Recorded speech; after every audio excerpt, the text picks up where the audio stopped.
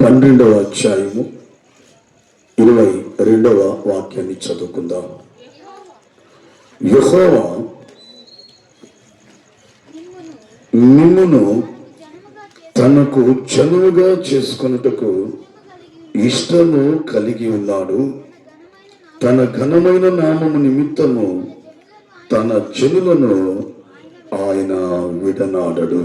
దేవునికి మహిమ కలుగునుగాక. ఆమె చదవబడిన ఈ వాక్య లేఖన భాగముల నుంచి కుడి వచ్చిన మనందరితో కూడా ప్రభు మాట్లాడలాగిన ఒకసారి అందరూ 2 చేతుల్లో పైకెత్తి ఆకాశం వైపు దేవునికి స్తోత్రములు చెల్లిస్తాం. స్తోత్రం స్తోత్రం స్తోత్రం స్తోత్రం స్తోత్రం స్తోత్రం స్తోత్రం. హల్లెలూయా. ప్రియులారా, చదవబడిన ఈ వాక్య లేఖన భాగాన్ని గమనిస్తే దైవజనుడైన సమూయేలు ప్రవక్త ఇశ్రాయేలు ప్రజలతో మాట్లాడుతున్నటువంటి మాటలు ఇవి. ఏ సందర్భంలో సమూయేలు దేవుని ప్రజలతో మాట్లాడుతున్నాడంటే, ఇశ్రాయేలు అందరూ ఒకరోజు మూకుమ్మడిగా సమూయేలు ప్రవక్త దగ్గరికి వచ్చారు. వచ్చి వాళ్ళు అంటారు, అయ్యా, చుట్టుప్రక్కల ఉన్న దేశాల్లో రాజ్యాల్లో ఒక వింతుంది. అదేంటంటే, ఆ దేశంలో ఉన్న ప్రజలను పరిపాలించడానికి ఒక రాజు అనేవాడు ఉన్నాడు. అతడు వారిని పరిపాలిస్తూ వారిని నడిపిస్తూ ఉన్నాడు. మరి దేవుని ప్రజలుగా పిలువబడుతున్నటువంటి మాకు, దేవుని ప్రజలుగా గుర్తింపబడినటువంటి మాకు ఒక రాజు కావాలి. కాబట్టి నువ్వు పెద్దోడు కాబట్టి మీకు తెలియపరుస్తున్నాము. ఏం చేస్తారో చేయండి, ఎందుకంటే మీరు మాకు న్యాయాధిపతిగా ఉన్నారు కాబట్టి మీరు ఏం చేస్తారో చేయండి అని సమూయేలు ప్రవక్తను అడిగినప్పుడు, దేవుని బిడ్డలారా, సమూయేలు వారితో మాట్లాడుతున్నటువంటి మాటలు అవి.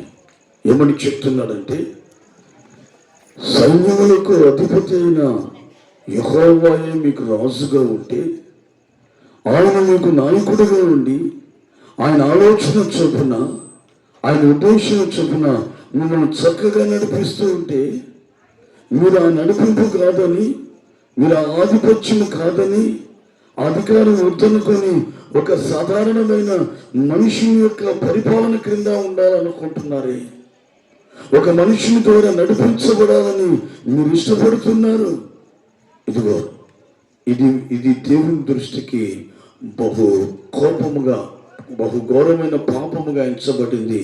ఇదిగో ఇప్పుడు ఆయన కోపాగ్నిని మీకు తెలియపరుస్తున్నాడు అన్నప్పుడు, దేవుని బిడ్డలారా, వరగండ్లు ఉరుములతో ఒక వర్షము అక్కడ పడగానే ఇశ్రాయేలు ప్రజలందరూ భయపడిపోయి సమూయేలు దగ్గరకు వచ్చి అంటున్నారు, అయ్యా మేము పాపం చేసామయ్యా, పొరపాటే, క్షమించండి అయ్యా అని పశ్చాత్తాపడుతున్నప్పుడు, అప్పుడు వారిని ఉద్దేశించి సమూయేలు ప్రవక్త మాట్లాడుతున్నటువంటి మాటలు ఏమని అంటున్నాడంటే, యెహోవా నిన్ను తనకు జనులుగా చేసుకొనుటకు ఇష్టము కలిగి ఉన్నాడు. దేవునికి మహిమ కలుగునుగాక. హల్లెలూయా. ప్రియులారా, గమనించాలి, జీవము కలిగినటువంటి దేవాది దేవునికి ఇష్టము. ఏంటా ఇష్టము? ఇశ్రాయేలులను తనకు జనులుగా చేసుకునేదానికి, ఇశ్రాయేలులను తనకు స్వాస్థ్యముగా మార్చుకునేదాని కొరకు జీవము కలిగిన దేవాది దేవునికి ఇష్టమై ఉన్నది. దేవునికి మహిమ కలుగునుగాక. ఆమేన్. హల్లెలూయా, హల్లెలూయా. చూడండి, ఇశ్రాయేలులో మాకు ఒక రాజు కావాలని అడిగినా, వారి మీద దేవుని యొక్క కోపము రగిలినా, దేవుని బిడ్డలు వెంటనే దాన్ని ప్రక్కన పెట్టి తన ప్రజలైన ఇశ్రాయేలుని ఏం చేస్తున్నాడంటే, తనకు జనులుగా చేసుకున్నటకు ఆయన ఇష్టము కలిగి ఉన్నాడు. ఇశ్రాయేలులారా, మీరు రాజును అడిగారు కదా అని చెప్పి ఆయన మిమ్మల్ని విడనాడలేదు, ఆయన మిమ్మల్ని త్రోసివేయలేదు, ఆయన మిమ్మల్ని వెళ్ళగొట్టలేదు. అర్థమవుతుందా? మరి ఏం చేస్తాడు? మిమ్మల్ని తనకు జనులుగా చేసుకొనుటకు ఈరోజు నా దేవునికి ఇష్టమై ఉన్నది. ఆమేన్, హల్లెలూయా. ఈ రాత్రి దేవుని బిడ్డలారా, ఈ మాట వింటుండగా నువ్వు ఆశపడాలి, నువ్వు తపన పడాలి. అదేంటంటే జీవము కలిగిన దేవాది దేవుడైన యేసుక్రీస్తు ప్రభువుకు మీరు జనులుగా మార్చబడడానికి ఆయన ఇష్టపడుతున్నాడు. దేవుని బిడ్డలారా, ఈ రాత్రి ఆయన ఇష్టపడుతున్నాడు. నిన్ను తనకు జనులుగా చేసుకునేదానికి ఇష్టపడుతున్నాడు. నిన్ను తనకు స్వాస్థ్యముగా మార్చుకునేదానికి ఇష్టపడుతున్నాడు. నిన్ను తన సొత్తైన ప్రజలుగా ఉండడానికి ఆయన ఇష్టపడుతున్నాడు.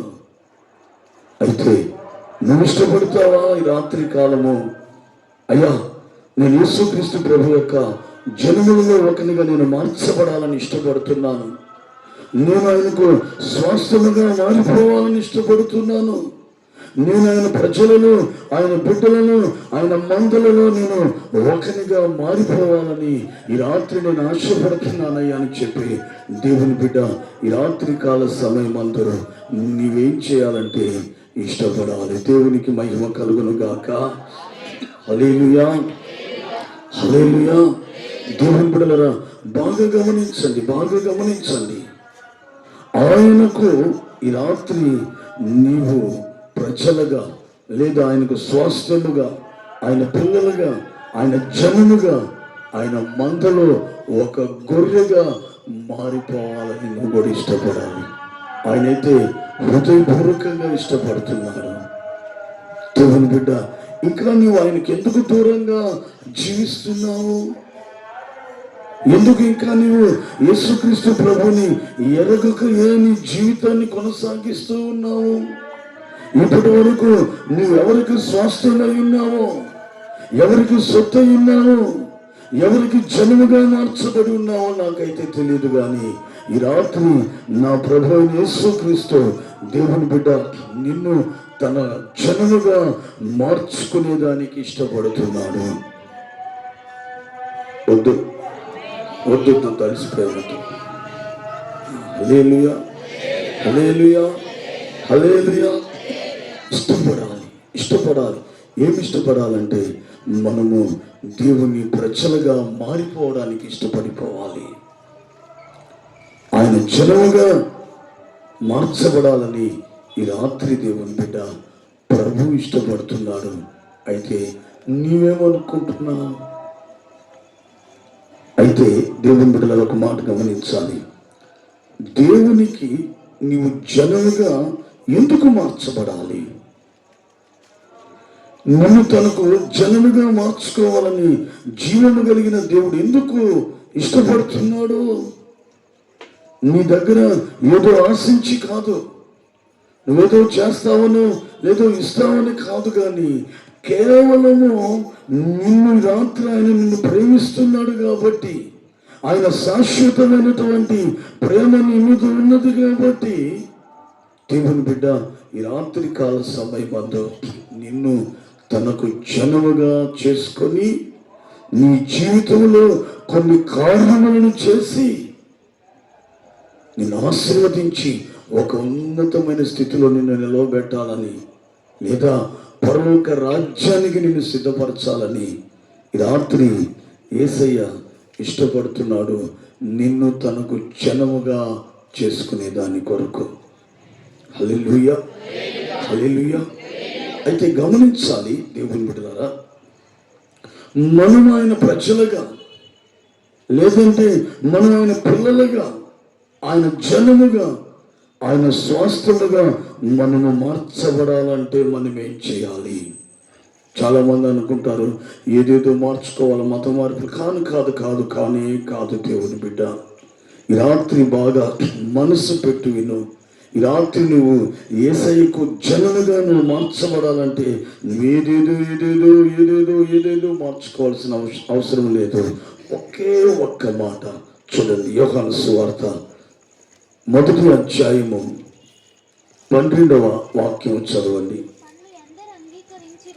తనను అనగా చదువు. తను ఎందరు అంగీకరించదో వారందరికీ అనగా తన నామమందు విశ్వాసం ఉంచిన వారికి దేవుని పిల్లలగుటకు లేదా దేవుని జనముగా అవుటకు ఆయన అధికారం ఇచ్చున్నాడట. ఇంకొకసారి చదువమ్మా. తనను ఎంతమంది అయితే అంగీకరిస్తారో వారికి అందరికీ అనగా తన నామమందు ఎవరైతే విశ్వాసం ఉంచుతారో వారందరూ ఈ రాత్రి యేసు ప్రభువుకు పిల్లలుగాను కుమారులుగా కుమార్తెలుగా ఉండడానికి ఆయనే నీకు అధికారం ఇస్తున్నాడు. హల్లెలూయా, హల్లెలూయా. మీరేను కొంచెం అరిస్తే వాళ్ళకు ఉత్సాహం వస్తుంది. మీరు కూడా సప్పబడిపోతే ఎట్లా? దేవునికి స్తోత్రం కలుగును గాక. హల్లెలూయా, హల్లెలూయా. ఇంకొంచెం ఎరుకు కోట గోడలు ఎట్లా కూల్చబడ్డాయి మీకు తెలుసు. యాజకులు ఏం చేశారంట? ముందు బోరలో శృతి ఒకటి, ఇశ్రాయేలు కూడా స్తోత్రం శృతి మారింది, అన్నాడు, స్తోత్రం అన్నాడు. ఇట కాదురని శృతి మార్చేశారు. దేవునికి స్తోత్రం కలుగును గాక. 7లోకి వెళ్ళిపోయింది. అప్పుడు ఇశ్రాయేలు కూడా ఏం చేశారో తెలుసా? శృతి మార్చి కేకలేశారు. ప్రాకారాలు ఏమైనాయి? దేవునికి స్తోత్రం కలుగును గాక. హల్లెలూయా, హల్లెలూయా. అందుకే దేవుని బిడ్డలారా, ఈ రాత్రి మనము దేవుని పిల్లలుగా మార్చబడాలంటే, మనము దేవుని జనముగా ఎంచబడాలంటే ఈ రాత్రి దేవుని బిడ్డ నువ్వేమీ చేయాల్సిన అవసరం లేదు. ఏదేదో మార్చుకోవాల్సిన అవసరము అంతకన్నా లేనే లేదు. మరి ఏం చేస్తే ఈ రాత్రి యేసయ్య జనముగా, యేసయ్య పిల్లలముగా, యేసయ్యకు స్వాస్థ్యముగా మనం ఎంచబడతామంట? ఆయన నామమందు అనగా యేసు నామమందు ఎవరైతే విశ్వాసం ఉంచుతారో వారందరూ ఈ రాత్రి యేసయ్యకు జనులుగా ఉంటారు. హల్లెలూయా, హల్లెలూయా. ఒకవేళ ఈ రాత్రి ఈ మాట వింటున్న నా ప్రియమైన సహోదరుడా, సహోదరి, ఇంకా నువ్వు యేసయ్యకు బిడ్డగా మార్చబడకుండా ఉండుంటే, యేసయ్య జనముగా మార్చబడకుండా ఉండినట్లయితే ఈ రాత్రి ఈ సూచనను గమనించాలి. యేసు నందు, ఆయన నామమందు, ఆయన యందు రాత్రి విశ్వాసం ఉంచు. ఏంటా విశ్వాసము? నీ కొరకే పరలోక రాజ్యాన్ని విడిచిపెట్టి ఈ భూమి మీదకు దిగి వచ్చాడని, నీ కొరకే, నీ పాపముల కొరకే ఆయన సిలువను మోసాడని, రక్తాన్ని చిందించాడని, నీ కొరకు మరణించి 3వ రోజున తిరిగి లేచాడని ఈ రాత్రి దేవుని బిడ్డ నీ హృదయంలో ఆవగించంత విశ్వాసం యేసుక్రీస్తునందుగా ఉంచుకున్నట్లయితే ఖచ్చితంగా ఈ రాత్రి నీవు దేవుని జనముగా నువ్వు ఎంచబడిపోతావు. హల్లెలూయా. ఎక్కడికి వెళ్ళవలేదు, నీ పేరు మార్చుకోవలేదు, నీ ఊరు మార్చుకోవలేదు, ఇంకొకటి ఏది మార్చుకోవలేదు. కానీ యేసు క్రీస్తునందు ఈ రాత్రి నువ్వు విశ్వాసం ఉంచితే చాలు దేవుని బిడ్డ, నీవు ఆయన జనముగా నువ్వు ఉంటావు. హల్లెలూయా, హల్లెలూయా. అయితే మనం ఆయనకు జనులుగా ఉండాలని ఆయన ఇష్టపడుతున్నాడు, మనల్ని కోరుకుంటున్నాడు. ఎందుకు మనము ఆయన జనులుగా ఉండాలని ఇష్టపడుతున్నాడంటే మన జీవితంలో కొన్ని అద్భుతమైన కార్యాలు చేయడానికి తప్ప మరొకటి మన దగ్గర ఆశించినటువంటి వ్యక్తి ఆయన ఎంత మాత్రమో కానే కాదు. యేసు ప్రభు మన దగ్గర ఏదో ఆశించినటువంటి వ్యక్తి కాదు. ఒకరోజు యేసుక్రీస్తు ప్రభుని ఒక పరిసయుడు భోజనానికి పిలిచాడు. ఆయన భోజనం చేయాలని ఆ ఇంటికి వెళ్ళలేదు, కానీ ఆ ఇంటికి ఒక పాపాత్మురాలైన స్త్రీ రాబోతుంది.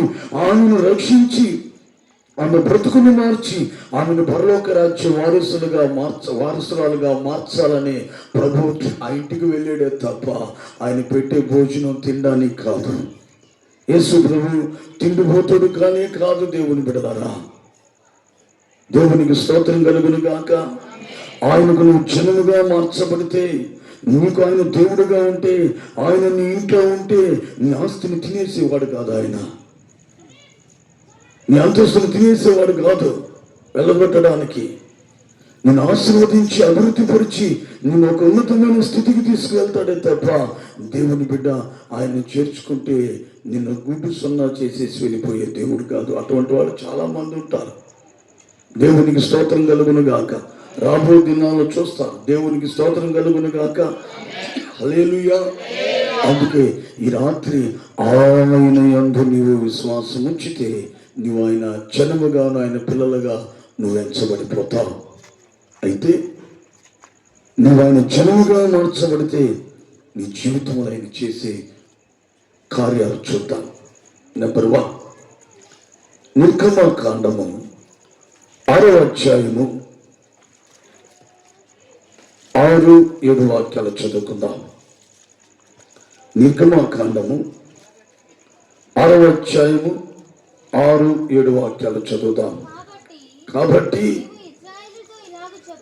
నీవు ఇశ్రాయేలులతో ఇలాగ చెప్పుము, నేనే యెహోవాను, నేను ఐగుప్తీయులు మోయించు బరువుల క్రింద నుండి మిమ్మల్ని వెలుపలికి రప్పించి వారి దాసత్వములో నుండి మిమ్మల్ని విడిపించి నా బాహువు చాపి గొప్ప తీర్పులు తీర్చి మిమ్మల్ని విడిపించి మిమ్మల్ని నాకు ప్రజలుగా చేర్చుకొని మీకు దేవుడినై ఉందును. అప్పుడు ఐగుప్తీయుల బరువు క్రింద నుండి మిమ్మల్ని వెలుపలికి రప్పించిన మీ దేవుడైన యెహోవాను నేనే అని మీరు తెలుసుకుందరు. హల్లెలూయా, హల్లెలూయా. ఈ 2 వాక్యాలను బాగా ధ్యానిస్తే, వడపోస్తే వచ్చేటువంటి మంచి విషయం ఏంటంటే, దేవుని బిడ్డలారా, ఎందుకు రాత్రి యేసయ్య మనలను తనకు జనముగా ఉండాలని ఇష్టపడుతున్నాడు అంటే, దేవుని బిడ్డలారా, దేని కొరకంటే మనలను విడిపించాలని. ఇశ్రాయేలీయులు 430 సంవత్సరాలు ఐగుప్తు దేశంలో మోయలేనటువంటి భారాలను మోశారు, చిత్రవద అనుభవించారు. అయితే జీవము కలిగిన దేవాది దేవుడు ఇశ్రాయేలీయులను తనకు ప్రజలుగా ఎంచుకున్నాడు కాబట్టి వారిని ఆ భారముల నుంచి వారిని విడిపించి విమోచించి వెలుపలికి తీసుకుని రాగానే అప్పుడు వాళ్ళు గ్రహించగలిగారు, ఇదిగో ఈయనే మన దేవుడైనటువంటి యెహోవా, మనం ఆయన ప్రజలను కాబట్టి మనలను ఈ ఐగుప్తు చెరలో నుంచి విడిపించి విమోచించి మన వెలుపలికి తీసుకుని వచ్చాడని ఇశ్రాయేలీయులు అందరూ తెలుసుకోగలిగారు. రాత్రి నా ప్రియమైనటువంటి సహోదరుడా, సహోదరి, నువ్వు కానీ యేసయ్యకు జనముగా కానీ నువ్వు మార్చబడితే ఈ రాత్రి నీ పట్ల ఆయన చేసే కార్యం ఏంటంటే, ఈ రాత్రి నువ్వు ఎటువంటి భారాలను నీ హృదయంలో భరిస్తున్నావో, ఎటువంటి భారాలను నీ శరీరంలో మోస్తున్నావో, ఎటువంటి భారాలను నీ కుటుంబంలో నువ్వు అనుభవిస్తున్నావో, అవి ఏవైనా సరే ఈ రాత్రి కాలము జీవము కలిగిన దేవాది దేవుడు యేసుక్రీస్తు ప్రభు వాటి నుంచి నేను విడిపించి విమోచించి వెలుపలికి తీసుకుని వచ్చి నీకు నెమ్మదిని, సమాధానాన్ని, ప్రశాంతతను కలుగు చేస్తాడు. వెనకన పంపించేసిండే హుషారులేరు. దేవునికి స్తోత్రం కలుగును గాక. వాక్యం చెప్పు చూడగానే ఉత్సాహంగా ఉండాలి. దేవునికి స్తోత్రం కలుగును గాక. కొంచెం వెనక మీరన్నా దేవునికి స్తోత్రం కలుగును గాక. హల్లెలూయా, హల్లెలూయా, హల్లెలూయా. పిల్లలు గమనించండి, ఈ రాత్రి యేసయ్యకు నీవు జనముగా ఎంచబడితే ఆయన నీ పట్ల ఏం చేస్తాడట? చెప్పాలి. ఏం చేస్తాడట? ఈ లోకంలో ఎవరికి నువ్వు జనముగా మార్చబడినా ఎవరు కూడా నీ జీవితంలో చేయలేనటువంటి అద్భుతమైన కార్యం చేస్తాడు. అదేంటో తెలుసా? ఎవరికి తెలియకుండా నీ హృదయ అంతరంగంలో నువ్వు మోస్తున్నటువంటి ఘోరమైన భారము, నీ శరీరములో దేవుని బిడ్డ నువ్వు మోస్తున్నటువంటి ఘోరమైనటువంటి భారము, నీ కుటుంబంలో నువ్వు మోస్తున్నటువంటి ఆ ఘోరమైనటువంటి భారముల నుండి ఈ రాత్రి ఆయన నిన్ను విడిపించి విమోచించి వెలుపలికి తీసుకొచ్చి నీకు నెమ్మదిని కలుగు చేస్తాడు. ఎప్పుడంటే నీవు ఆయనకు జనముగా ఎంచబడినప్పుడే. హల్లెలూయా. ఒక్క మాటలో చెప్పాలంటే ఈ రాత్రి దేవుని బిడ్డ ప్రభు యేసయ్యకు నువ్వు జనముగా ఎంచబడితే ఆయన నిన్ను ప్రతి విషయంలో నుంచి ఈ రాత్రి నిన్ను విడిపిస్తాడు. అది ఏ బంధకమైనా సరే, ఎటువంటి పరిస్థితులైనా సరే దేవుని బిడ్డ నిశ్చయముగా ఈ రాత్రి యేసయ్య నిన్ను వాటన్నిటి నుంచి ఆయన విడిపిస్తాడు. వేటి నుండి విడిపిస్తాడు ఆయన? ఇశ్రాయేలుని ఎక్కడి నుంచి విడిపించాడు? ఐగుప్తు బానిసత్వపు బ్రతుకులో నుండి. అది ఒకటి కాదు, రెండు కాదు. దేవుని బిడ్డలారా 430 ఏళ్ళు అనుభవించారు ఆ భారాన్ని. నలిగిపోతున్నారు, అలసిపోతున్నారు, కన్నీళ్లు కారుస్తున్నారు, వేదన అనుభవిస్తున్నారు, బాధించబడుతున్నారు. నెమ్మది లేదు, సుఖము లేదు, సంతోషము లేదు, సౌఖ్యము లేదు. బ్రతుకంతా ఎలా ఉందంటే చావు బ్రతుకుల మధ్య కొట్టుమిట్టాడుతూ జీవిస్తున్నటువంటి ఘోరమైనటువంటి బ్రతుకుల్లో బంధించబడిపోయినారు. అయితే జీవము కలిగినటువంటి దేవాది దేవుడైనటువంటి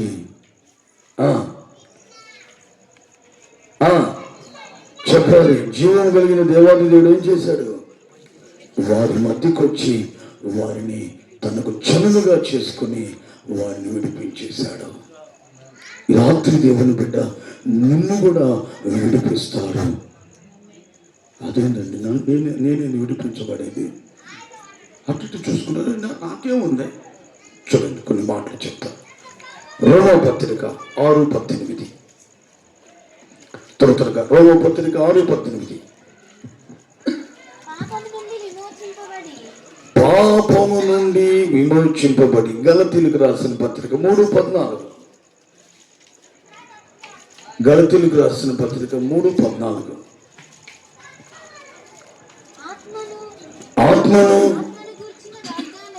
ఆత్మను గూర్చిన వాగ్దానమును విశ్వాసము వలన మనకు లభించినట్లు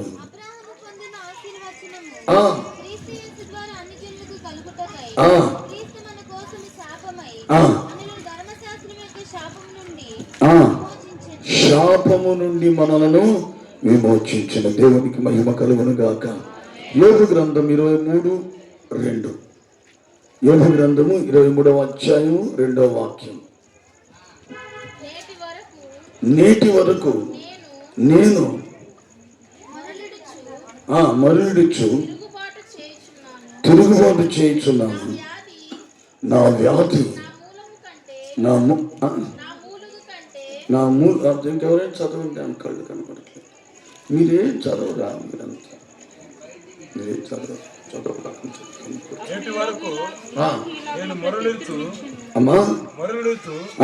తిరుగుబాటు చేయుచున్నాను. నా వ్యాధి నా మూలుగు కంటే భారంగా ఉన్నది.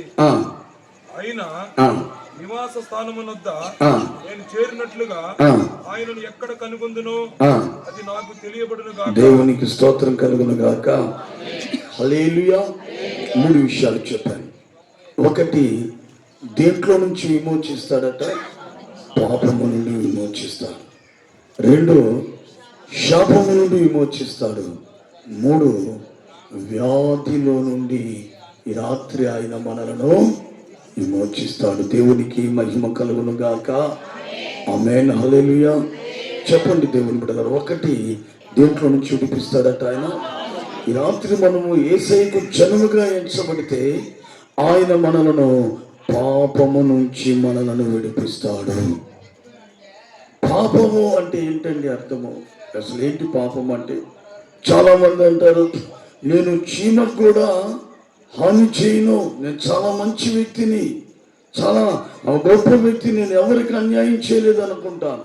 నాలో అసలు ఏ పాపము కానీ, దోషము కానీ, అపరాధము కానీ నాలో లేనే లేదని చాలా మంది చెప్పుకుంటారు.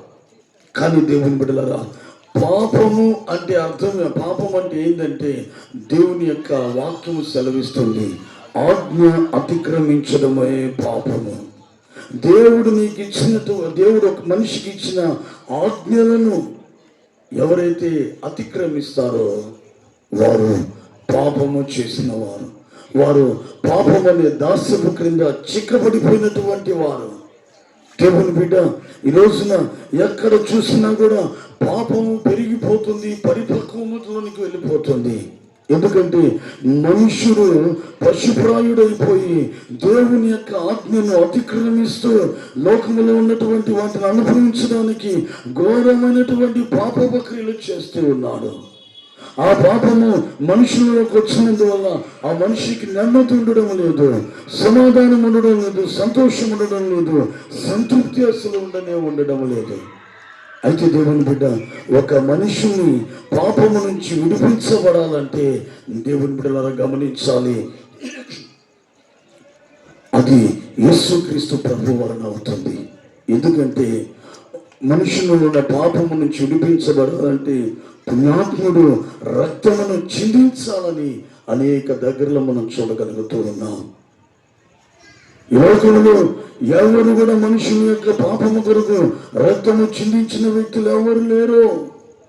కానీ యేసుక్రీస్తు ప్రభు మాత్రమే దేవుని బిడ్డలారా సర్వలోకములో ఉన్న సకల మానవాళిని వారి పాపముల నుంచి విడిపించడానికి ఆయన 2024 సంవత్సరాల క్రితము గొల్గొతా కొండ మీద ఆయన వధించబడి రక్తాన్ని చిందించి మరణించి 3వ రోజు తిరిగి లేచాడు. ఎందుకు ఇంత గొప్ప బలియాగం అంటే, దేవుని బిడ్డ ఆయన స్వరూపంలో ఉన్న ప్రతి ఒక్క మనిషిని వారి పాపముల నుంచి విడిపించి వారికి నెమ్మదిని, సమాధానమును, ప్రశాంతతను కలుగు చేయడానికి దేవుని బిడ్డలారా యేసుక్రీస్తు ప్రభు వారు సిలువలో ఆయన రక్తాన్ని చిందించి మరణించాడు. ఆయన ఈ రోజున నిన్ను నీ పాపము నుంచి ఆయన విమోచించడానికి నిన్ను తనకు జనముగా చేసుకునేదానికి ఇష్టపడుతున్నాడు. ఎందుకంటే నీలో పాపం ఉన్నందువల్ల నీకు నెమ్మది లేదు, సంతోషం లేదు. కావలసినంత సంపాదిస్తున్నావు, కూర్చుకుంటున్నావు, తిని సుఖపడడానికి కావలసిన వయసు కూడా ఉంది, అయినా నెమ్మదిగా ఉండలేకపోతున్నావు. కారణం ఏంటంటే నీ హృదయంలో, నీ జీవితంలో ఉన్న పాపము నీ జీవితాన్ని చెరపట్టేసింది. దేవుని బిడ్డ, ఆ పాపము మొత్తే కొలది నెమ్మది లేకుండా వేదన పడుతూ అసమాధానాలతోనే బ్రతుకుతున్నారు. అయితే రాత్రి నీవు కానీ యేసయ్య జనముగా మార్చబడితే ఆ పాపము నుంచి ఆయన నిన్ను విడిపిస్తాడు. హల్లెలూయా. ఆయన చిందించిన అమూల్యమైన రక్తాన్ని నీ మీద ప్రోక్షించి ప్రతి పాపమును కడిగి నిన్ను పరిశుద్ధునిగా చేసి పాపము నుంచి గొప్ప విడుదలను కలుగు చేస్తాడు. అందుకే ఈ రోజున నీవు ఆయనకు జనముగా మార్చబడాలి. రెండవదిగా దేవుని బిడ్డలారా ఏం చేస్తాడంటే ఆయన శాపము నుంచి ఆయన విడిపిస్తాడు. ఎప్పుడంటే దేవుని బిడ్డ నీవు యేసయ్యకు జనముగా ఎంచబడినప్పుడు,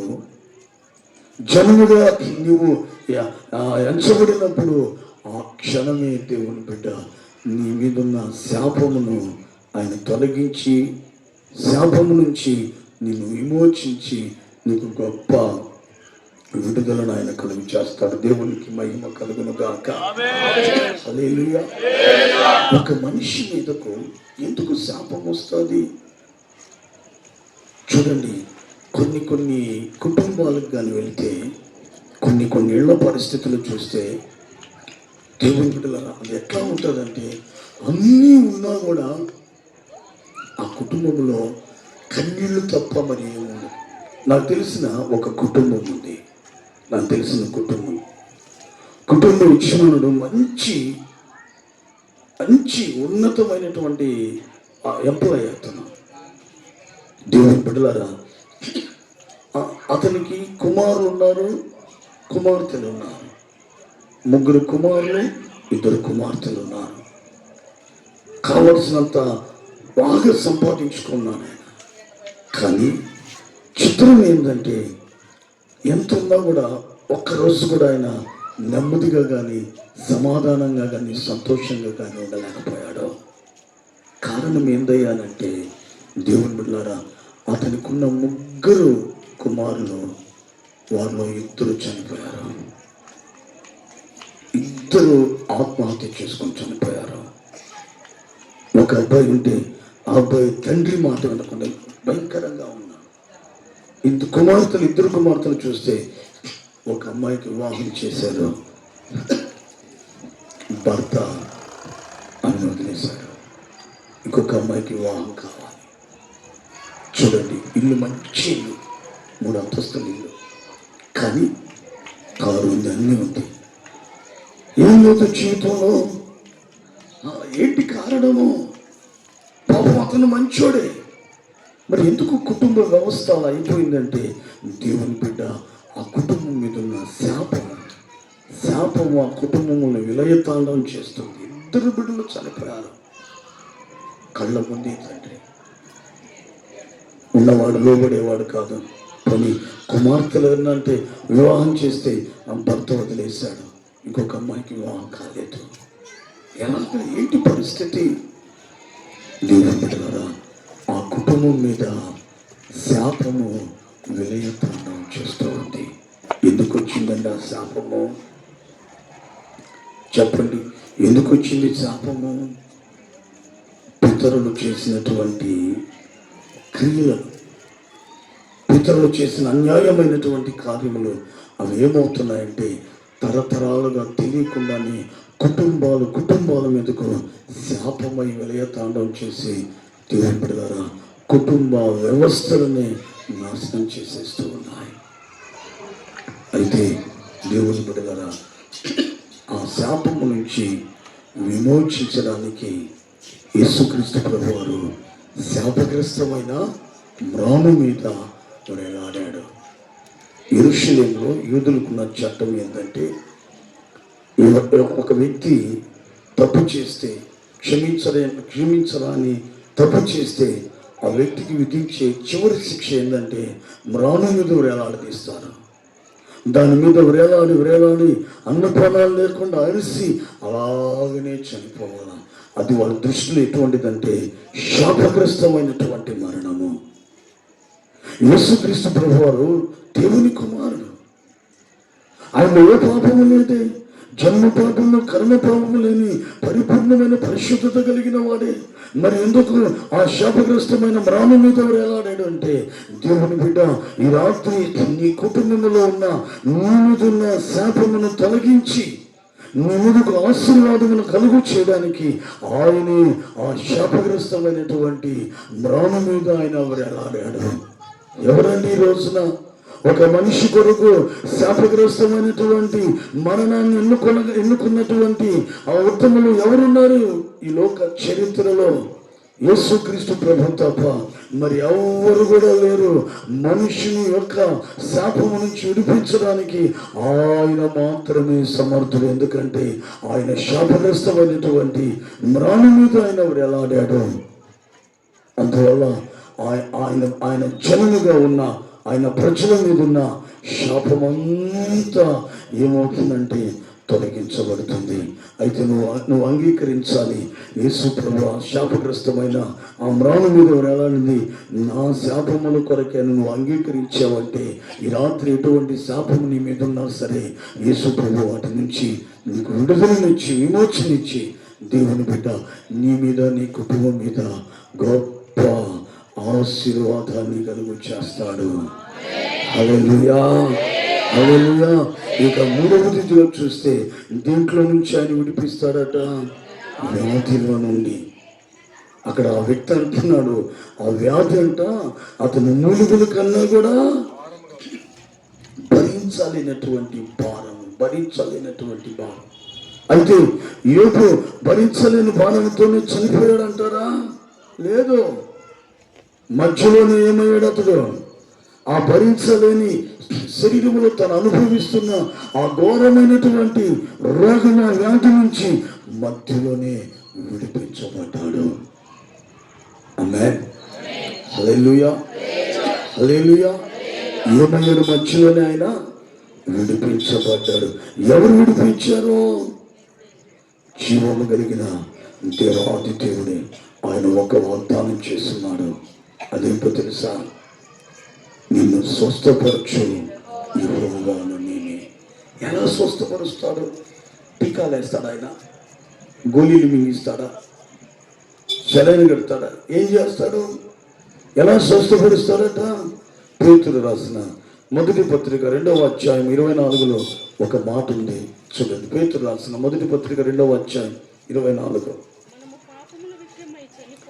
మనము పాపముల విషయమై చనిపోయి నీతి విషయమై జీవించినట్లు ఆయన తానే తన శరీరమందు మన పాపములను మ్రాను మీద మోసుకొనెను. చూడండి, ఆయన పొందిన, అనగా యేసుక్రీస్తు ప్రభువారు శిలువలో పొందిన గాయముల చేత. ఆమేన్, హల్లెలూయా. చూడండి దేవుని బిడ్డలారా, ఎలాగా ఒక వ్యక్తిలో ఉన్న రోగం నుంచి ఆయన విడుదల కలుగు చేస్తాడంటే, రాత్రి టీకా వేసో లేదా ఇంకోటి కాదు, కానీ ఆయన శరీరంలో గాయాలు పొందాడు. అతి సుందరుడు, మనోహరుడు, 10,000లో అతి కాంక్షణీయుడు యేసుక్రీస్తు ప్రభు. 10,000 మందిలో గుర్తించదగినటువంటి సౌందర్యము కలిగిన వాడు ఆయన. అయితే అటువంటి వ్యక్తి సిలువలో ఏమైపోయాడంటే ఒక కురూపిగా మారిపోయాడు. దేవుని బిడ్డలారా, నలగొట్టబడ్డాడు ఆయన. నాగలు పెట్టి దున్నిన నేల వలె ఆయన వీపు మార్చబడిపోయింది. శరీరం అంతా గాయాలతో నింపబడింది. ఆ గాయాల్లో నుండి రక్తము ఏరులై పారుతూ ఉంది.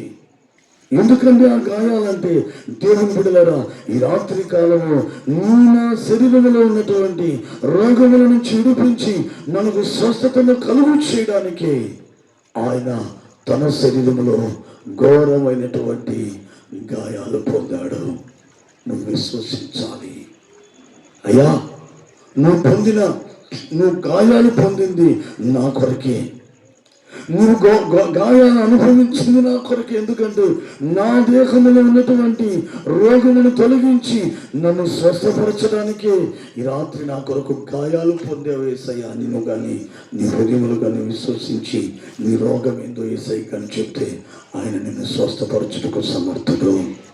హల్లెలూయా, హల్లెలూయా. అందుకే దేవుని బిడ్డలారా, నీవు ఈ రాత్రి యేసయ్యకు నువ్వు జన్మగా ఎంచబడినట్లయితే, 1 పాపముల నుంచి విడిపించబడతావు, 2 శాపముల నుంచి విడిపించబడతావు, 3 వ్యాధిలో నుంచి విడిపించబడతావు. ఒక మాటలో చెప్పాలంటే, ఈ రాత్రి యేసయ్య నిన్ను తనకు జన్మగా ఎందుకు ఎంచుకోవాలని ఇష్టపడుతున్నాడంటే, నిన్ను విమోచించి విడిపించడానికి. దేంట్లో నుంచి?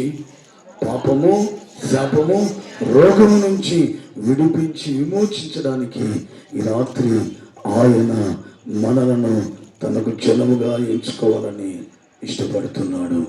ఆమేన్, హల్లెలూయా. రెండవదిగా చూడండి, యేసయ్యకు మనం జనముగా ఎంచబడినట్లయితే మన జీవితంలో ఎటువంటి కార్యాలు జరుగుతాయి. ద్వితీయోపదేశ కాండం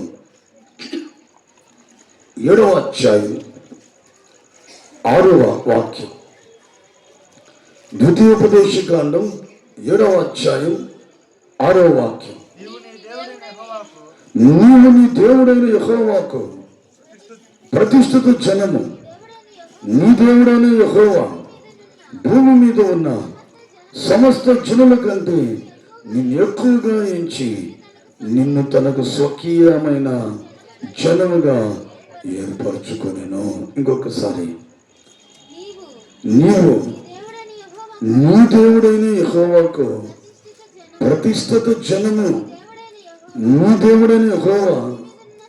చూడండి, ఇక్కడ నుంచి గమనించాలి. నీ దేవుడైన యెహోవా భూమి మీద ఉన్న సమస్త జనముల కంటే నిన్ను ఎక్కువగా ఎంచి నేను ఎక్కువగా ఎంచి తనకు స్వకీయమైన జనముగా ఏర్పరచుకుంటున్నాడు. ఒక్క మాటలో చెప్పాలంటే, ఎందుకు దేవుడు ఇశ్రాయేలీయులను, దేవుని బిడ్డలారా, తనకు స్వకీయమైనటువంటి జనముగా ఏర్పరచుకునేదానికి, చేసుకోవడానికి ఎందుకు ఇష్టపడుతున్నాడంటే, భూమి మీద ఉన్న సమస్త జనుల కంటే నిన్ను ఎక్కువగా హెచ్చించాలన్నది ప్రభు ఇష్టం.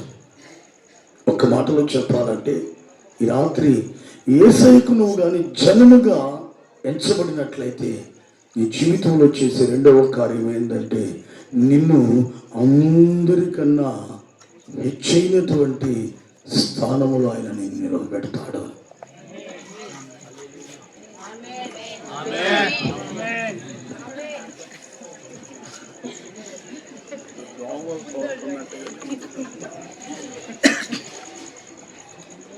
హల్లెలూయా.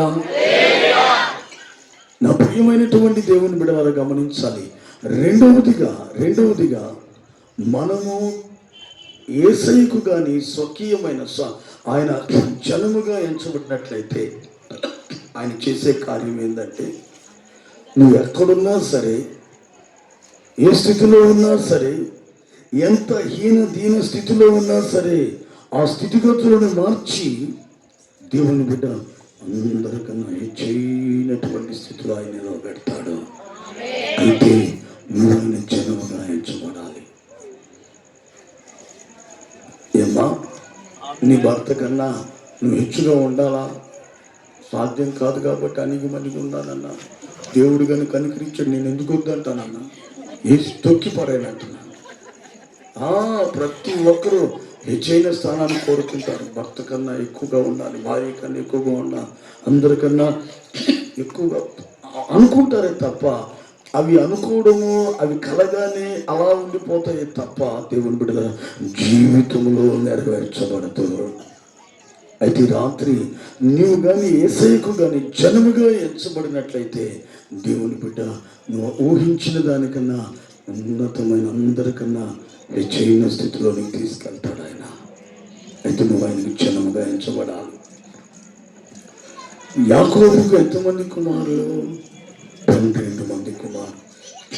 వీళ్ళందరిలో యెహోవాకు ఇష్టమైనటువంటి వ్యక్తి, యెహోవా జనముగా ఎంచబడిన వ్యక్తి, యెహోవా ఇష్టపడిన వ్యక్తి, ఆయన కోరుకున్న వ్యక్తి ఎవరంటే యేసేపు.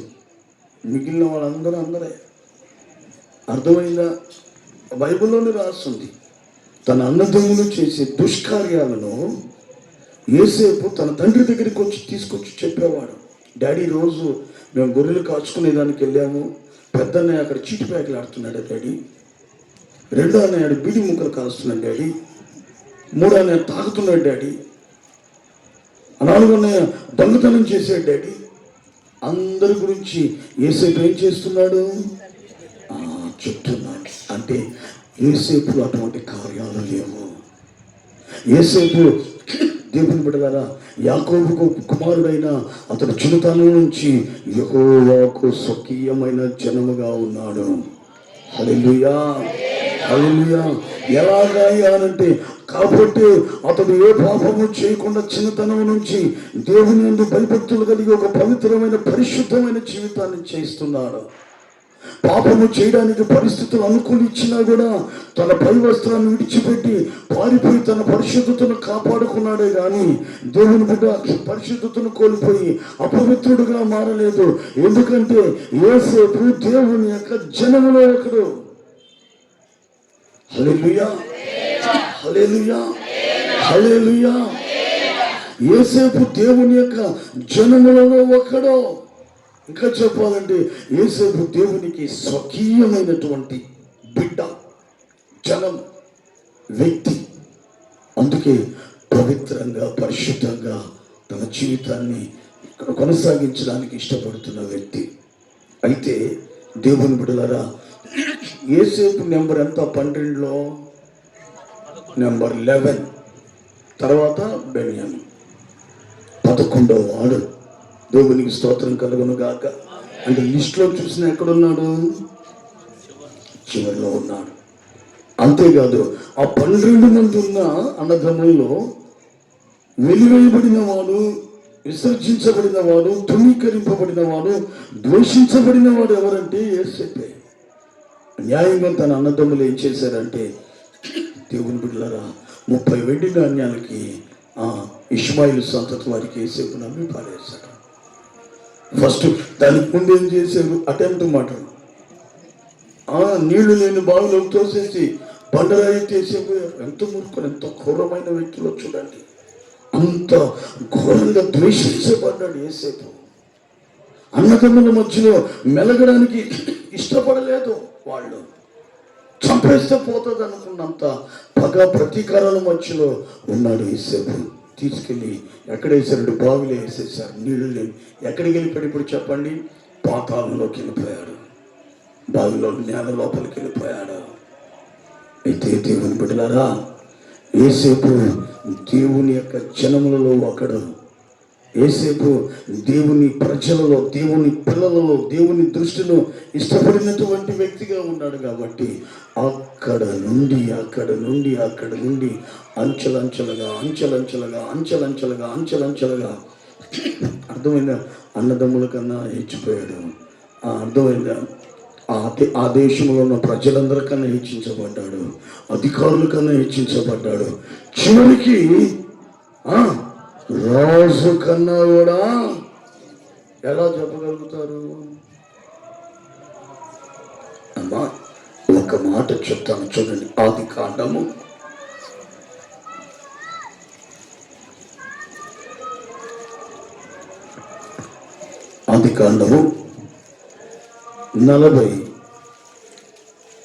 41వ అధ్యాయము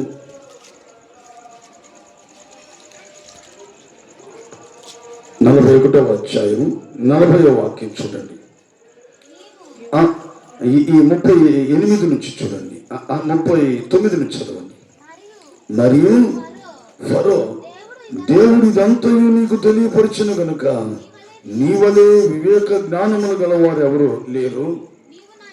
నీవు నా ఇంటికి అధికారులై ఉండు, నా ప్రజలందరూ నీకు విధేయులై ఉందురు. సింహాసనం విషయంలో మాత్రమే నీకంటే పైవాడును ఉండునని యోసేపుతో చెప్పాను. దేవునికి స్తోత్రం కలుగును గాక. పేరు కంటే అంట ఫరో ఏమంటున్నాడు, సింహాసనం విషయంలో మాత్రమే యోసేపు, మరి నువ్వు ఫీల్ కావాక, నేను కానీ అలా ఉండకపోతే అసహ్యంగా ఉంటుంది. పేరుకు మాత్రమే, కానీ దేశంలో ఏ రూలు పాస్ అవ్వాలన్నా సరే, ఏ చట్టం రావాలన్నా సమస్తము నీకే ఇచ్చేస్తున్నాను అధికారం అని ఇచ్చేసాడంతే. చూడండి, నీళ్ళు లేని బావిలో పాతాళంలో ఉన్నటువంటి యోసేపు ఎంత హెచ్చించబడ్డాడంటే, ఆ ఐగుప్తు దేశంలో ఉన్న సర్వజనులు, అధికారులు కానీ, ధనవంతులు కానీ, కుబేరులు కానీ, దేవుడు అందరికన్నా గొప్పగా హెచ్చించబడ్డాడు. హల్లెలూయా.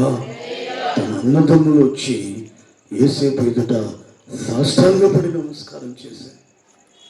ఒకప్పుడు చంప చూసిన వాళ్ళు దేవుని బిడ్డలారా ఇప్పుడు ఏం చేస్తున్నారంటే యోసేపు ఎదుట సాగిలు పడుతున్నారు. జీవము కలిగిన దేవుడు యోసేపును ఎంత గొప్పగా హెచ్చించారో చూడండి. కారణము, యోసేపు దేవుని ఆత్మ కలిగి దేవుని యొక్క జనముగా ఎంచబడ్డాడు. అందుకే జీవము కలిగినటువంటి దేవాది దేవుడు యోసేపును ఏం చేశాడంటే అందరికన్నా కూడా ఏం చేశాడు, ఆ దేశంలో హెచ్చించాడు. ఈ రాత్రి నా ప్రియమైనటువంటి సహోదరి సహోదరులారా, నువ్వు ఎంత హీనస్థితిలో ఉన్నా, ఎంత దీనస్థితిలో ఉన్నా, అందరి చేత తృణీకరింపబడుతూ, విసర్జించబడుతూ, అందరి చేత ద్వేషించబడుతున్న పరిస్థితుల్లో ఉన్నా పర్వాలేదు. ఈ రాత్రి నువ్వు కానీ యేసయ్యకు జనముగా నువ్వు ఎంచబడ్డావంటే దేవుని బిడ్డ నీ స్థితిగతులు మార్చి ఏం చేస్తాడంటే ఉన్నతమైనటువంటి స్థితిలోనికి తీసుకెళ్తాడు. ఎవరు నిన్ను ప్రశ్నించారో, ఎవరు నిన్ను దూషించారో, ఎవరు నిన్ను నీ మనసును గాయపరిచేటట్లుగా మాట్లాడారో వాళ్ళందరినీ ప్రభు నీ ఎదుట సాగిలు పడేటట్లుగా చేస్తాడు. ఆమేన్. హల్లెలూయా, హల్లెలూయా. కుమారు మోపూర్లో మీటింగ్స్ జరుగుతున్నాయి. అప్పుడు దైవజనులు ఉన్నారు. నేను సేవకు వచ్చిన ప్రస్తుతం 3 దినాలు మీటింగ్స్ పెట్టారు. ఆ ర్యాంపు ప్రక్కన అనౌన్స్మెంట్ అంతా అయింది. మొదటి రోజు కూటం మహిమకరంగా జరిగింది. ఆ నెల్లూరు నుంచి ఆర్కెస్ట్రా వాళ్ళు వచ్చిన తబలిస్టు, ఆ కీబోర్డ్ వాయించేవాళ్ళు. నాకు చిన్నప్పటి నుంచి ఇన్స్ట్రుమెంట్స్ అంటే చాలా ఇష్టం. ఆ కూటం అయిన తర్వాత అవన్నీ ఆ ప్రక్కన ఒక స్కూల్ ఉంటే ఒక గది తీసుకుని ఆ సామాన్లన్నీ లోపల పెట్టున్నాము. మరుసటి రెండో రోజు మరలా ఇంకా సాయంకాలం కూటం ఉంది. మధ్యాహ్నం భోజనం చేసిన తర్వాత నేను ఆ రూమ్లోకి వెళ్ళి కూర్చుని అక్కడ ఇన్స్ట్రుమెంట్స్ ఉన్నాయి. వాటిలో ఒక తబలా ఉంది. తీసి ఊరికి నేను అట్లా వాయిస్తూ ఉన్నాను. అంతే ఒక అన్న వచ్చి భలే తిట్టాడు. ఏం మనిషి అయ్యా నువ్వు, వాళ్ళు శృతి చేసుకుని ఉంటారు, నువ్వు అనవసరంగా ఎందుకు తీసుకున్నావు, నువ్వు మళ్ళా సేవ చేస్తున్నా ఎట్టంటే మాట్లాడేసాను. భలే బాధ కలిగిపోయింది నాకు మనసు. సరే నాదే పొరపాటు కదా, వాళ్ళ వస్తువులు కదా, మనకు వద్దులే అని చెప్పి నా సారీ నాకు క్షమించండి అని చెప్పి ఎక్కడ వరకు పెట్టేసి వచ్చేసాను. ఆ 2 దినాలు సభలు అయిపోయినాయి. ఆ తర్వాత అక్కడి నుంచి మరలా షిఫ్ట్ అయ్యి కృష్ణారెడ్డిపాలెంలో పెట్టారు మీటింగ్స్. ఫస్ట్ రోజు ఆర్కెస్ట్రా వచ్చింది, రెండో రోజు ఆర్కెస్ట్రా రాలేదు, కమ్యూనిస్ట్ రాలేదు. దేవునికి స్తోత్రం కలుగును గాక. నేను కూర్చుని ఉన్నాను.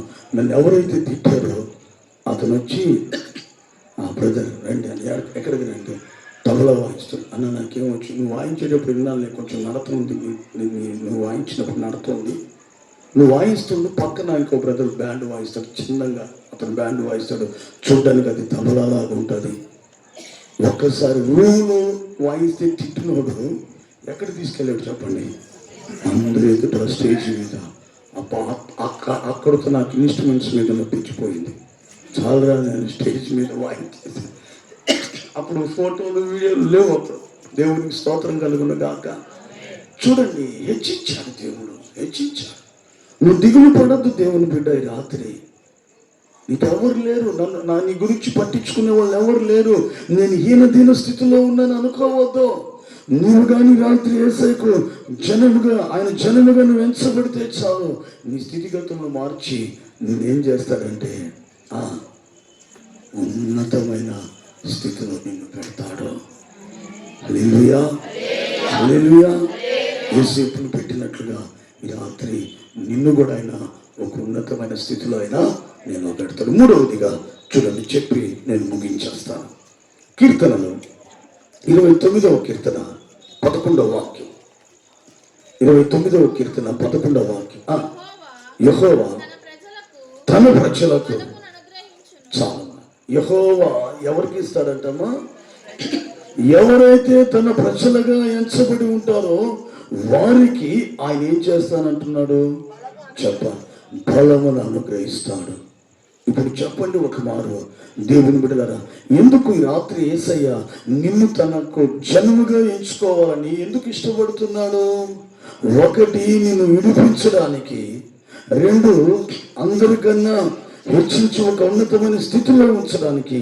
3వదిగా దేవుని బిడ్డ నిన్ను ఒక బలవంతుడిగా మార్చడానికి, తన బలముని నీకు అనుగ్రహించడానికి ఈ రాత్రి కాలము ఆయన నిన్ను తనకు జనముగా ఎంచుకునే దానికి ఇష్టపడుతున్నాడు. దేవునికి మహిమ కలుగును గాక. హల్లెలూయా. ఎందుకంటే ఆయన మనల్ని జనులుగా ఎంచుకునే దానికి ఇష్టపడుతున్నాడు? మనకు బలమునివ్వడానికి. అవును దేవుని బిడ్డలారా, చూడండి, ఒక వ్యక్తి చేతి పని చేసుకోవాలన్నా, వ్యాపారం చేసుకోవాలన్నా, జీవనోపాధిగా ఉద్యోగం చేయాలన్నా, మరి ఏం చేయాలన్నా ఆ వ్యక్తికి ఏముండాలా? ధనం ఉంటే కాదు, ఇంకొకటి ఉంటే కాదు. కానీ దేవుని బిడ్డ ఈ రాత్రి ఏముండాలంటే బలం ఉండాలి. తిరగడానికి బలం ఉండాలి, మాట్లాడడానికి బలం ఉండాలి, వస్తువులు తీసుకురావడానికి, రాయడానికి దేవుని బిడ్డ నీకు బలం ఉండాలి. బలం లేకుండా ఉద్యోగాన్ని సంపాదించుకున్నారంటే అంతే, మా ఇంటి దగ్గర ఒక అక్క ఉంది. ఆమె గొప్ప పొడిస్తే అక్షరం రాదానికి తప్పి మన ఏ ఉద్యోగం తెచ్చేసుకున్నాను, డబ్బులు పెట్టి తెచ్చుకుంది. దేవునికి స్తోత్రం కలుగును గాక. ఆమె అప్పుడప్పుడు రికార్డులు రాయాలి. ఆమెకి బతులు అడతాయి, ఒరే ఒరే ఒరే రాసిరా 10 రూపాయలు ఇస్తాను, ఒరే రాసిరా 20 రూపాయలు ఇస్తాను నీకు. బాగలేదు, ఉద్యోగం ఉంది కానీ దాన్ని సమర్థవంతంగా చేయడానికి తగిన బలం ఆమె దగ్గర, జ్ఞాన బలం లేదు, చదువు బలం లేదు. ఉద్యోగం ఉంది, లాస్ట్గా ఆమె చేయలేక వాలంటీర్ ఇచ్చి పడేస్తుంది. ఈ బతులు ఎందుకు బతులు ఆడుకోవాలని రిటైర్డ్ కూడా అయిపోయింది. వాలంటీర్ ఇచ్చేసింది. దేవునికి స్తోత్రం కలుగును గాక. హల్లెలూయా. ఈ రోజున నీ కుటుంబాన్ని పోషించుకోవాలంటే నీకు బలం కావాలి. నీ పిల్లలను చక్కగా చదివించి ఒక ఉన్నతమైన స్థితికి తీసుకురావాలంటే నీకు బలం కావాలి. నీ భర్తను దేవుని సన్నిధికి నడిపించుకోవాలంటే నీకు బలం కావాలి. వ్యసనాల మధ్యలో ఉన్నటువంటి నీ పిల్లలను ఒక మంచి మార్గంలోనికి నడిపించుకోవాలంటే నీకు బలం ఉండాలి. ఒక్క మాటలో చెప్పాలంటే దేవుని బిడ్డ, నీ జీవితంలో ఎటువంటి కార్యములను జరిగించాలన్నా ఈ రాత్రి నీకేముండాలంటే బలము ఉండాలి. బలము కానీ లేకపోతే, నేను మిమ్మల్ని అడుగుతాను, బలం ఉంది కాబట్టి ఇక్కడికి వచ్చారు మీరు.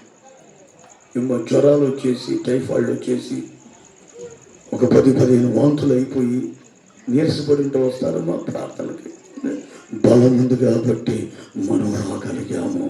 ఎందుకు చెప్తున్నానంటే ఇంత వివరణ, బలము లేకపోతే మనిషికి భూమి మీద మన కూడా ఉండదు.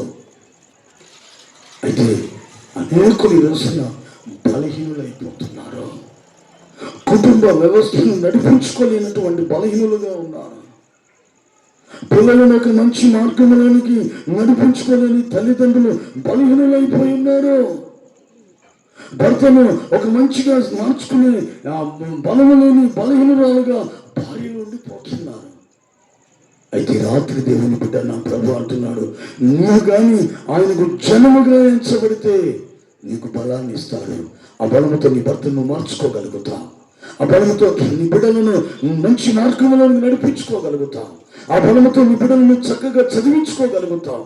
ఆ బలముతో నీ కుటుంబ వ్యవస్థను నడిపించుకోగలుగుతావు. అయితే ఈ రోజున ఆ బలము ప్రభు నీకు ఇవ్వాలంటే నీవు ఆయనకు ఏమైపోవాలట చెప్పాలి. ఏమవ్వాలట? జనువుగా నీవు మార్చబడతావు. హల్లెలూయా, హల్లెలూయా, హల్లెలూయా. ఆ ఇచ్చే బలముతో దేవుని బిడ్డ నీ జీవితంలో ఏమైనా చేయగలుగుతావు. అందుకే అపోస్తలుడైన పౌలు అంటాడు, నన్ను బలపరచు క్రీస్తు యేసునందు నేను ఆయన బలపరిస్తే నేను ఏమైనా చేయగలుగుతానండి. ఎంత దూరమైనా వెళ్ళగలుగుతాను. ఆయన బలము శరీర సంబంధమైనది కాదు, లోక సంబంధమైనది కాదు, అది పరలోక సంబంధమైనటువంటిది. ఆ బలము ఆశ్చర్యాన్ని పుట్టిస్తుంది. ఆ బలము దేవుని బిడ్డ నీకు వింతను కలుగు చేస్తుంది. ఒక ఉదాహరణ మీకు చెప్తాను. కర్మేలు పర్వతం మీద నుండి రాజైన ఆహాబు తన అంతఃపురానికి ఇశ్రాయేలు గుమ్మం ఎందుకు రథమేకి బయలుదేరేశాడు. రాజుల రథం అంటే ఎట్లా ఉంటుందమ్మా? గుర్రాలు ఎంత బలంగా ఉంటాయి, ఎంత ఫాస్ట్. అతను బయలుదేరిన తర్వాత దైవజనుడైన ఏలియా ముసలివాడు, ఆయన వృద్ధాప్యములో ఉన్నవాడు, దేవుని బిడ్డలారా, అతడు 7 మార్లు ప్రార్థన చేశాడు. 7 మార్లు ప్రార్థన అంటే ఎంత సమయం అయి ఉంటుంది ఒకసారి ఆలోచన చేసుకోండి. ఆయన మనలాంటి ప్రార్థన చేసేవాడు కాదమ్మో. ఆయన ప్రార్థన చేసి మినిమం 1 గంట చేస్తాడు. ఆయన మనం ప్రార్థన చేస్తాం, కట్టే కొట్టే తెచ్చే, అన్నం పెట్టే స్తోత్రం, తింటున్నాను అరిగించు, ఆమె అయిపోయి నీకు పెంచం. రాత్రి ప్రభా మంచి నిద్రపోయాను లేదు, నిద్రపోతూ నీకు కాయేవద్దు ప్రభా, కళలకి వచ్చి మళ్ళీ లేనిపోయి హాయిగా కమ్మాలి ఉదయం లేపేసి. ఎందుకు? ప్రార్థన కోసం కాదు, ఉద్యోగం కోసం ప్రభా. అర్థం అట్లా కాదు. ఏలియా మంచి ప్రార్థన పరుడు, ఆసక్తితో ప్రార్థన చేసేవాడు, విశ్వాసంతో ప్రార్థన చేసేవాడు, కనిపెట్టి ప్రార్థన చేసేవాడు. అతను 7 మార్లు చేసి ఉంటాడంటే ఎంత సమయం అని అనుకుంటే 7 గంటలు పట్టింది. 7 గంటలకి ఎంత దూరం వెళ్ళిపోయి ఉంటాడు చెప్పండి? 20 మైళ్ళు ఉంది. ఈయన 7 గంటల ముందు బయలుదేరాడంటే ఇంచుమించు అతడు దరిదాపులకు వెళ్ళిపోయి ఉంటాడు. వర్షం వచ్చే మూమెంట్గా మారిపోయింది అనగానే అప్పుడు ఆయన ప్రాంతంలో నుంచి ఏడు గంటల సేపు గత ప్రాంతంలో ఉన్నాడు. ఎవరు? ఏలియా లేచి నడుము మీద చేసుకున్నాడు. చూడు, ప్రార్థన ముగిస్తే ఎవరైనా టపిమని ఎవరైనా లేస్తారమ్మా? యేసుప్రభా లేస్తారు. ఎందుకంటే శరీరం బలహీనతలు. ఆయన కూడా అలాగే లేచింది. అబ్బా అన్నాడు. యెహోవా హస్తము ఒక్కసారిగా ఏలియా మీదకి వచ్చింది. హల్లెలూయా. బైబిల్ రాసింది, యెహోవా హస్తం అతని మీదకి రాగానే అతను బలపరచబడి పరలోక సంబంధమైన దేవుని బలాన్ని పొందుకొని నడుము బిగించి పరిగెత్తాడట. దేవునికి స్తోత్రం కలుగును గాక. నేను ఆ వాక్యం అది చదివినప్పుడల్లా ఒక్కొక్కసారి ఒక్కొక్క రకంగా ఆలోచిస్తాను. నేను ఏలియా పరిగెడుతూ అనుకుంటుంటాడు, నా వయసు ఎంత, నా పరిస్థితి ఇంత భీకరంగా గుండె కవ్వుకొని ఆగిపోతేమో, ఇంత వేగంగా పరిగెడుతున్నాను. పీటీ ఉషా కన్నా పెద్దగా భయంకరమైన రన్నింగ్ పరిగెడుతున్నాడు ఎక్కడ కూడా ఆగలేదు. తీరా చూసే లోపల ఆహాబు కన్నా ముందు కొమ్ము దాకా నిలబడి ఆహాబు అద్దరిపోయాడు. పాస్టర్ గారు, మీరు ఎంతసేపు అయింది? అయ్యా, నువ్వు బయలుదేరి 7 గంటల తర్వాత ఎట్టొచ్చావు? అసలు ఏంది, అసలు ఏం జరిగింది, అసలు ఎలా వచ్చావు? నీకేమైనా మాయ మంత్రాలు ఉన్నాయి? నా దగ్గర మాయాలు లేవు, మంత్రాలు లేవు. మరి ఎలా వచ్చావు? నా దేవుడు నన్ను బలపరిచాడు. నా దేవుడు నా బలహీనతను తొలగించాడు. నా ఎముకలకు సత్వమునిచ్చాడు. అందుకే ఆయన ఇచ్చిన బలమును బట్టి నేను పరిగెత్తాను. నేను అనుకుంటాను, ఆహాబు కూడా ఆశ్చర్యము, తీర్థనని పెద్దని ఇలా పరిగెత్తుడండి. దేవుడు బలపరిస్తే వయసుని మించిన రీతిగా గుర్రముల కన్నా రథముల కన్నా వేగముగా పరిగెత్తి అక్కడికి వెళ్ళిపోయాడు. ఈ రోజున ప్రభువుగా నిన్ను కానీ బలపరిస్తే నీ జీవితంలో అసాధ్యము అని ఏవైతే ఆగిపోయి పెండింగ్ పడి ఉన్నాయో అవన్నీ కూడా రాత్రి అవన్నీ నీకు సాధ్యముగా మారిపోతాయి. హల్లెలూయా. ఎందుకని నీ బలము కాదు, దేవుడు నీకు బలం ఇచ్చినప్పుడు ఏది అసాధ్యంగా ఉంది, ఏది అసాధ్యం నీ కుటుంబంలో, అది దేవుడు బలపరిచాడంటే ఈ రాత్రి నువ్వు దాన్ని సులువుగా సాధ్యం చేసేసుకోగలుగుతావు. అప్పుడు ఆ సమస్య అడుగుతుంది, ఏమండి నేను మీ ఇంట్లో 10 ఏళ్ల నుంచి ఉన్నాను. ఈ సమస్య మాట్లాడు, మీకు అర్థమైందని చెప్తున్నా. సమస్య మాట్లాడు, 10 ఏళ్ల నుంచి మీ ఇంట్లో ఉన్నానే, ఇప్పుడు ఒక్కసారిగా వెళ్ళగొడుతున్నావు, ఎలా వచ్చింది నీకు ఇది? అప్పుడు మనం చెప్తాము సమాధానం, యేసయ్య నన్ను బలపరిచాడు, ఆ బలం చేతి నిన్ను వెళ్ళగొడుతున్నా. వెళ్ళిపో సమస్య. ప్రతి వాటిని నువ్వు వెళ్ళగొట్టి దేవుని బిడ్డ అద్భుతమైన రీతిలో నీ జీవితంలో అసాధ్యమని అనుకున్నవన్నిటిని కూడా ఈ రాత్రి నువ్వేం చేసుకోగలుగుతావంటే చెప్పాలి, సాధ్యమును చేసుకోగలుగుతావు. హల్లెలూయా, హల్లెలూయా, హల్లెలూయా. అందుకే రాత్రి నీవు యేసయ్యకు జనముగా ఎంచబడాలి. ఆయనకి జనముగా ఎంచబడితే ఒకటి ఏం చేస్తాడు? నిన్ను విడిపిస్తాడు. 2 హెచ్చిస్తాడు. 3 ఇంకొకసారి 1 విడిపిస్తాడు, 2 హెచ్చిస్తాడు, 3 బలపరుస్తాడు. ఎప్పుడు జరుగుతాయి? నీవు ఈ రాత్రి యేసయ్య జనముగా నీవు మారాలి. మరి ఆయన జనముగా మారాలంటే ఆధార్ కార్డు ఇంకా ఓటీగీటీలు తీసుకురావలేదు. యేసు క్రీస్తునందు విశ్వాసం ఉంచితే చాలు, ఆయన నామమునందు విశ్వాసం ఉంచితే చాలు. ఆయన పిల్లలుగా, ఆయన జనముగా మారడానికి ఆయన నీకు ఫుల్ అథారిటీ ఇచ్చాడు. ఎవరిని అడగబడలేదు. రాత్రి ఆయన యందు విశ్వాసం ఉంచితే నువ్వు ఆయన జనముగా మారిపోతావు, ఆయన పిల్లలుగా మారిపోతావు. ఆయన పిల్లలుగా మార్చబడితే నువ్వు విడిపించబడతావు పాపం నుండి, శాపం నుండి, రోగము నుండి. నీవు హెచ్చించబడతావు. ఏ స్థితిలో ఉన్నా సరే దేవుని చేత హెచ్చించబడతావు. 3వది, ఎంత బలహీనంగా ఉన్నా బలపరచబడి నీ జీవితంలో అసాధ్యమన్న కార్యాలన్నిటినీ సమస్తమును సాధ్యపరచుకొని సర్వ సమృద్ధితో ప్రభు సన్నిధిలో నీవు ఉండగలుగుతావు.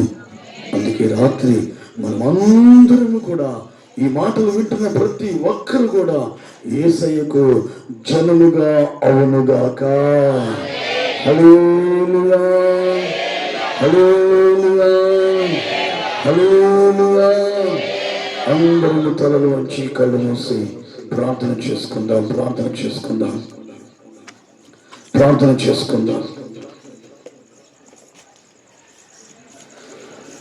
నా యేసయ్యా,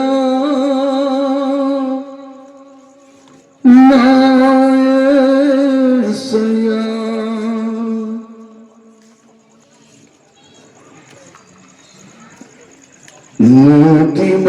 నీతిమంతుడవైన దేవా, సూర్యకాంత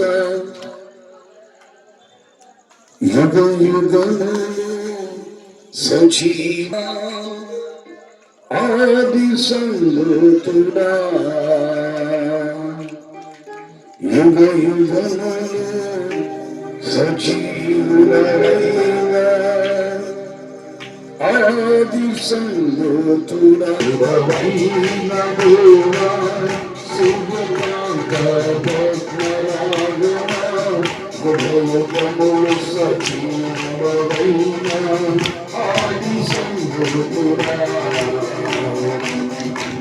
యుగములు సజీవుడైన ఆది సంగతుడా, నా యేసయ్యా,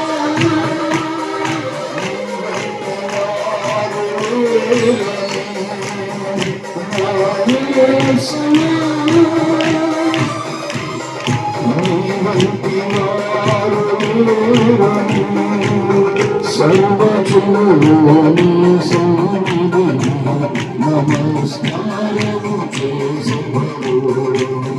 సర్వజనులని సన్నిధిని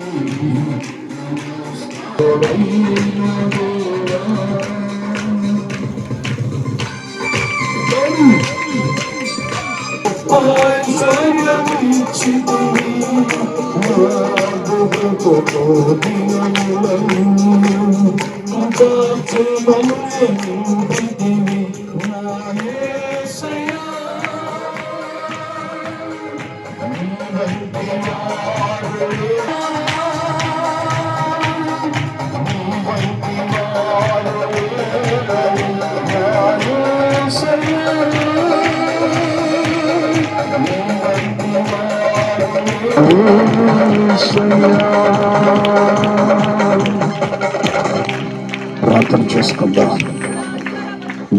వచ్చిన ప్రార్థనతో కూర్చోకుందాం. నాతో మాట్లాడారు. నన్ను దేవునికి పనిగా ఉన్నటువంటి నన్ను, దేవునికి కొరగా ఉన్నటువంటి వ్యక్తిగా ఉన్న నన్ను నీ జన్మగా చేసుకునేటకు నువ్వు ఇష్టపడుతున్నావే. నువ్వు నన్ను ప్రేమించావు కదా, నేను చూసి నన్ను నీ జన్మగా చేసుకునేటకు ఇష్టపడుతున్నావు ప్రభువా. యోగ్యత లేని వారిని మంచి రక్తాలు చెల్లించి మరణించి సమాధి చేయబడి మూడో రోజు సజీవులుగా లేచిన గొప్ప దేవుడు అని విశ్వాసం ఉంచుతున్నానయ్యా. విశ్వాసముగా